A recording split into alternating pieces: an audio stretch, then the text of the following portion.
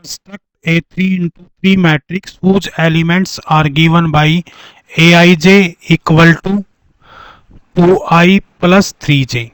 हमें एक 3 इंटू 3 की मैट्रिक्स कंस्ट्रक्ट करनी है और जिसके एलिमेंट्स दिए हुए हैं 2i प्लस 3j। तो हमें सबसे पहले हम लिखते हैं 3 इंटू 3 की मैट्रिक्स, यानी कि ऐसी मैट्रिक्स जिसमें 3 रो और 3 कॉलम होंगे, 3 रो और 3 कॉलम। तो सबसे पहले हम क्या करते हैं, मैट्रिक्स को लिख लेते हैं, यानी कि A11, A12, A13, फिर A21, A22 और A23, फिर इसी तरह से A31, A32 और A33। इस तरह से हम अपनी मैट्रिक्स को पहले राइट कर लेंगे। अब हमें कंडीशन क्या दी हुई है, कंडीशन दी हुई है Aij equal to 2i plus 3j। तो हमें क्या करना है, i और j की वैल्यू यहां से पुट करनी है। सबसे पहले एलिमेंट हम निकालेंगे A11, इसका मतलब है i की वैल्यू 1 और j की वैल्यू 1। तो आप क्या करोगे, i की वैल्यू 1 पुट कर दो और j की वैल्यू भी 1 पुट कर दो। तो ये क्या बन जाएगा, 2 plus 3 that is equal to 5। अब इसी तरह से हम निकालते हैं A12। तो A12 क्या होगा, 2 प्लस में 3 इंटू 2, तो ये हो गया हमारा 8।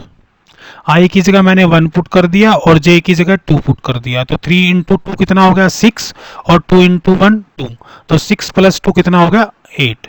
इसी तरह से हम निकालेंगे A13।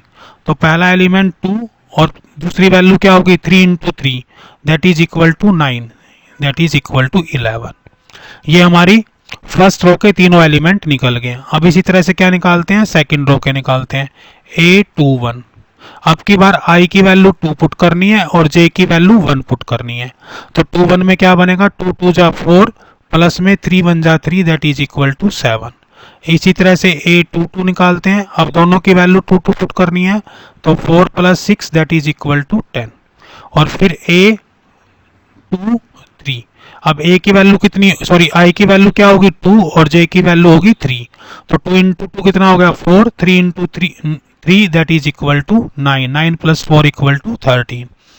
अब इसी तरह से A31 निकाल लेते हैं। A31 का मतलब है i की वैल्यू 3, यानी कि 2 इंटू 3 प्लस में 3 इंटू j की वैल्यू 1, ये होगा 3 दूनी 6, 6 और 3 9।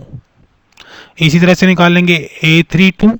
32 में कितना हो जाएगा, 2 इंटू 3 प्लस में 3 इंटू 2, तो ये आ गया 3 दूनी 6 और 3 दूनी 6 यानी कि 12। इसी तरह से A33 निकाल लेंगे।